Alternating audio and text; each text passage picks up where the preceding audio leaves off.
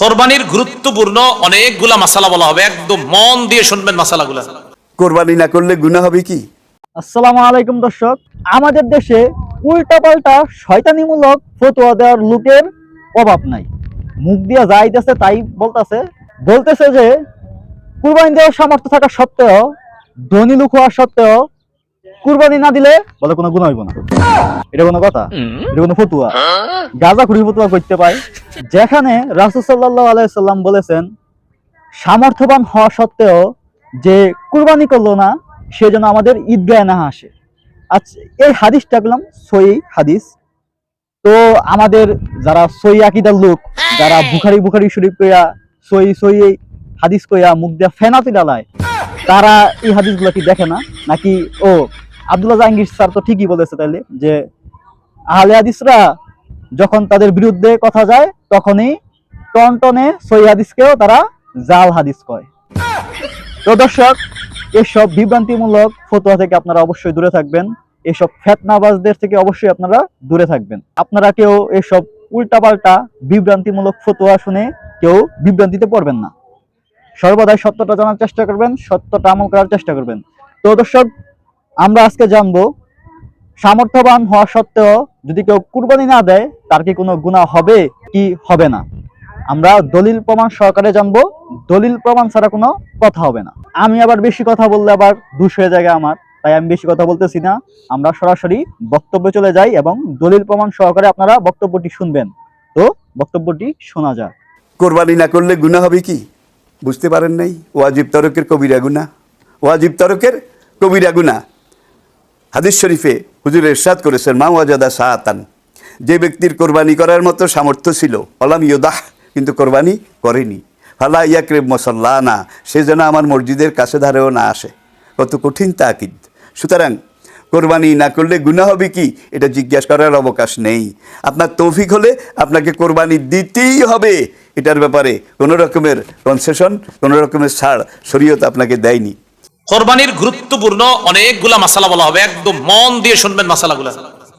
প্রথম কথা, সামর্থ্য হওয়ার পরে যদি কেউ কোরবানি না করেন, মুসনাদে আহমদের একটা বর্ণনা আছে, 16 নম্বর খণ্ড 120 নম্বর পৃষ্ঠা। রাসূলুল্লাহ সাল্লাল্লাহু আলাইহি সাল্লাম বলেন, মান ওয়াজাদা সাআহ, কারো যদি সামর্থ্য থাকে, থাকার পরেও আলাম ইউদাহি, সে কোরবানি দেয় না, সামর্থ্য আছে কোরবানি দেয় না, ফালা ইয়াকরাবান্না মুসাল্লানা, সে যেন আমাদের ঈদগাহে না আসে। রাসূলুল্লাহ সাল্লাল্লাহু আলাইহি সাল্লাম বলেন, সামর্থ্য থাকার পর যদি কেউ কোরবানি না দেয় সে যেন আমাদের ঈদগাহে না আসে।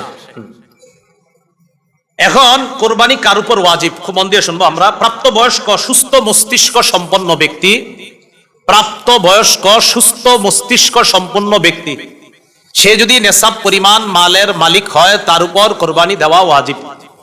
আবার বলছি, সুস্থ মস্তিষ্ক সম্পন্ন, নেসাব পরিমাণ মালের মালিক যদি 10, 11, 12 তারিখ এই 3 দিনের কোনো একদিন হয়, 10, 11, 12, আবার বলছি 10ই জিলহজ, 11ই জিলহজ, 12ই জিলহজ সূর্যাস্তের আগে, 12ই জিলহজ সূর্যাস্তের আগে যদি কেউ যাকাত দিতে হয়, যেই নেসাব হইলে ওই নেসাবের মালিক যদি কেউ এই 3 দিন হয়, যাকাত দেয় কয় বছর পুরো হইলে? 1 বছর। এটা 1 বছর না, মাত্র কয় দিন? 3 দিন। হ্যাঁ, 3 দিন, 10, 11, 12 জিলহজ, এই 3 দিন যদি সুস্থ মস্তিষ্ক সম্পন্ন বালেগা নারী পুরুষ তাদের কাছে যদি নেসাব পরিমাণ সম্পদ থাকে, তাদের উপর কোরবানি দেওয়া ওয়াজিব। মনে থাকবে তো? আল্লাহ আমল করার তৌফিক দান করেন। এক্ষেত্রে একটা কথা মনে রাখবো, কোরবানির ক্ষেত্রে প্রয়োজনের অতিরিক্ত সম্পদের মধ্যে জমিনও গণ্য করবেন। যেই জমিনের ফসলটা আপনার প্রয়োজনের অতিরিক্ত, মানে এটা আপনার প্রয়োজন না, এটা আপনার না হইলেও চলে, এই জমিনের ফসল না হইলেও চলবে, এটাও কোরবানির নেসাবে ধরবেন। কি বললাম? জমিনের ক্ষেত্রে প্রয়োজনের অতিরিক্ত যে জমিনগুলো আছে, কোরবানি, শুধু কোরবানির নেসাবের ক্ষেত্রে এটাকে আমরা গণ্য করব। আল্লাহ বুঝার তৌফিক দান করেন। অনেকেই আছে কিন্তু আপনার নেসাবের মাল আছে, হয় এই 3 দিনে হয়ে যায় অনেকের, মাশাআল্লাহ। তো যাই হোক, আপনারা তো জানেন কাদের হবে কাদের হবে না, এই জন্য চেষ্টা করা, অন্তত একটা খাসি বকরি দিয়ে দিলেই তো হয়। এরপরের মাসালাটা আমরা মন দিয়ে শুনবো। নেসাব স্বর্ণের ক্ষেত্রে 52.5 তোলা স্বর্ণ, স্বর্ণের ক্ষেত্রে 7.5 ভরি স্বর্ণ, রূপার ক্ষেত্রে 52.5 তোলা রূপা, 7.5 ভরি স্বর্ণ অথবা 52.5 ভরি রূপা, 7.5 ভরি স্বর্ণ, আর রূপার ক্ষেত্রে 52.5 ভরি বা তোলা, যেটা বলেন, ভরি বললেও হবে, রূপা। এখন কথা হলো, কারো কাছে কিছু স্বর্ণ আছে, কিছু রূপা আছে, কি আছে বলেন তো? কিছু স্বর্ণ, কিছু রূপা, কিছু টাকা পয়সা আছে। এই সবগুলা মিলাইলে যদি 52.5 তোলা রূপার সমপরিমাণ হয়, কারো কাছে কিছু টাকা আছে, কিছু স্বর্ণ আছে, কিছু রূপা আছে, সবগুলা মিলাইলে তার কাছে 52.5 তোলা রূপার সমপরিমাণ অর্থ আছে, তার উপরও কোরবানি ওয়াজিব। বুঝছেন? কারো কাছে কিছু স্বর্ণ, কিছু রূপা, কিছু টাকা পয়সা, এই সবগুলা মিলাইলে যদি 52.5 তোলা রূপার সমপরিমাণ টাকা হয়, স্বর্ণ, এক্ষেত্রে স্বর্ণ বলবো না, 52.5 তোলা রূপার সমপরিমাণ যদি অর্থ হয়, তার উপরও কোরবানি ওয়াজিব। আল্লাহ আমল করার তৌফিক দান করেন। তো দর্শক, আপনারা সত্যটা জানতে পারলেন, সত্যটা বুঝতে পারলেন ইনশাআল্লাহ। যারা সামর্থ্যবান আছে তারা যদি কুরবানি না করে তাহলে তাদের অবশ্যই গুনাহ হবে। তো সবাই সতর্ক থাকবেন, সবাই সত্যটা আমল করবেন ইনশাআল্লাহ। বেশি বেশি ভিডিওটি শেয়ার করে দিবেন দর্শক, যেন আমাদের অন্য দিনই ভাইয়েরা সতর্ক হতে পারে। সবাইকে অসংখ্য ধন্যবাদ। আসসালামু আলাইকুম ওয়া রাহমাতুল্লাহি ওয়া বারাকাতুহু।